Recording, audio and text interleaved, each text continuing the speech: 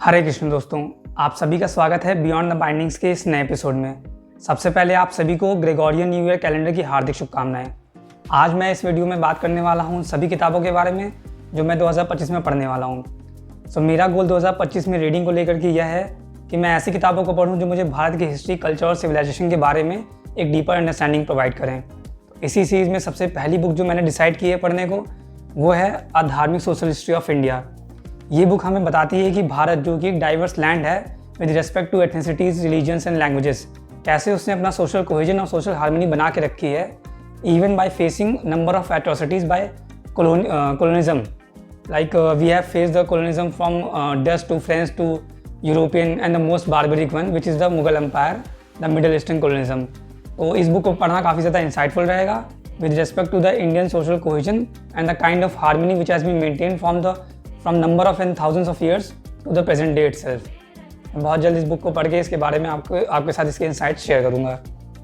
दूसरी किताब है God guns and missionaries written by Manu S Pillai. ये किताब 16th सेंचुरी से लेकर कॉलोनियल एरा तक हिंदुइज्म और मिशनरीज के बीच के जो एनकाउंटर है उसको एक्सप्लोर करती है। कॉलोनियल रूल के दौरान मिशनरीज इन्फ्लुएंस के अगेंस्ट में हिंदूज़ ने अपने धर्म को रीइमेजिन किया और वही मॉडर्न हिंदू आइडेंटिटी बना। इसी Hindu modern identity and Hindu nationalism के इमर्जेंस को एक्सप्लोर करती है। इस किताब को पढ़ना भी काफ़ी ज़्यादा इंसाइटफुल एंड इंटरेस्टिंग रहेगा। तीसरी किताब है waiting for Shiva by Vikram Sampath. ये किताब हमें ज्ञानवापी डिस्प्यूट के बारे में बताती है। 1669 में औरंगजेब के रेजीम में काशी विश्वनाथ टेम्पल को डिस्ट्रॉय कर दिया गया था।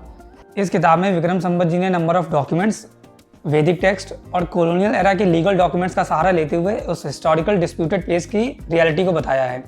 अगर आपको भारत की एक बिटरली डिस्प्यूटेड प्लेस की हिस्ट्री के बारे में जानना है तो आपको ये किताब ज़रूर पढ़नी चाहिए। अगली किताब है the golden road by William Dalrymple. ये किताब भारत के ट्रेड और कल्चरल हिस्ट्री के बारे में बात करती है। ये किताब फोकस करती है सिल्क रोड पे और उसके इम्पैक्ट पर। ये किताब सिर्फ और सिर्फ एक हिस्टोरिकल बुक नहीं है बल्कि एक ट्रैवलॉग है और हमें ये बताती है कि भारत की कल्चर एंड सिविलाइजेशनल स्ट्रेंथ इतनी ज़्यादा है कि उसने कैसे पूरे वर्ल्ड को इम्पैक्ट किया। अब बात करते हैं एक सरप्राइज़ की। अभी तक मैंने आपको जितनी भी हिस्टोरिकल बुक बताई जो कि मैं 2025 में पढ़ने वाला हूँ, इससे दो इतर किताबें हैं जो कि मुझे काफ़ी ज़्यादा पसंद आई। अगर आपको भारत की हिस्ट्री को एक क्रोनोलॉजिकल ऑर्डर में समझना है कि भारत की एक्चुअल हिस्ट्री क्या है और उसके ऊपर कॉलोनियल इम्पैक्ट क्या रहे, तो आपको जे साई दीपक जी की ट्रायोलॉजी है जिसमें अभी 2 बुक्स आ चुकी हैं और जिसकी 3rd बुक जो है वो 2025 में सितंबर में आने वाली है।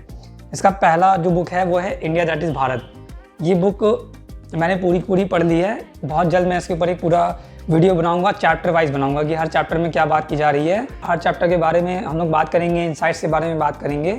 और जो मेरे चैनल का नाम है बियॉन्ड द बाइंडिंग्स, जो किताब है वो एक बेसिकली एक बाइंडिंग है पेजेस की, लेकिन उस बाइंडिंग के अंदर जो राइटर कह रहा है, लेकिन वो जो कहते कहते नहीं कह रहा, मैं उसके बारे में बात करूँगा कि एक्चुअली क्या इम्पैक्ट्स है, उसके रिपरकशंस क्या हैं जो कि हम लोग नंबर ऑफ ईयर्स से झेल रहे हैं, उनका क्या इम्पैक्ट है हमारे माइंड पे, कॉन्शियस पे, और इवन उसके इम्पैक्ट्स हमें इंडियन कॉन्स्टिट्यूशन में भी देखने को मिलते हैं। इवन नंबर ऑफ जजमेंट्स में भी हमें वो चीज़ देखने को मिलती है।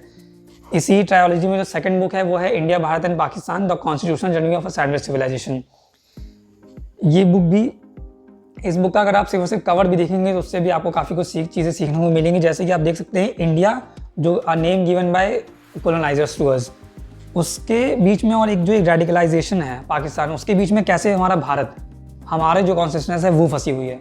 तो ये किताब इस चीज़ को एक्सप्लोर करती है और हमें बताती है कि क्या इम्पैक्ट्स रहे अलग अलग कॉलोनियल थ्योरी के हमारे ऊपर और कॉलोनियल कॉन्सेप्ट्स पे। तो बहुत जल्द मैं इन दोनों पे ही बुक पर बात करूँगा। बाकी दोनों ही बुक्स मेरे पास साइंड कॉपीज़ हैं। अगर मैं आपको दिखाऊँ तो आप ये देख सकते हैं कि ये दोनों ही साइंड कॉपीज़ हैं मेरे पास। और मैं जब साई दीपक सर से मिला था, मैं उसके बारे में बात करूँगा कि मैंने उनसे क्या बात की, क्या क्वेश्चन किए, उन्होंने उसका क्या आंसर दिया, और आगे भी हम लोग अलग अलग किताबों के बारे में बात करते रहेंगे। तो मेरे लिए ये year with respect to book reading तो एक इंटेलेक्चुअल जर्नी होने वाली है with about understanding our Bharat and culture and civilisation history. So आपको भी best wishes for the new year itself and happy reading and thank you so much. Hare Krishna.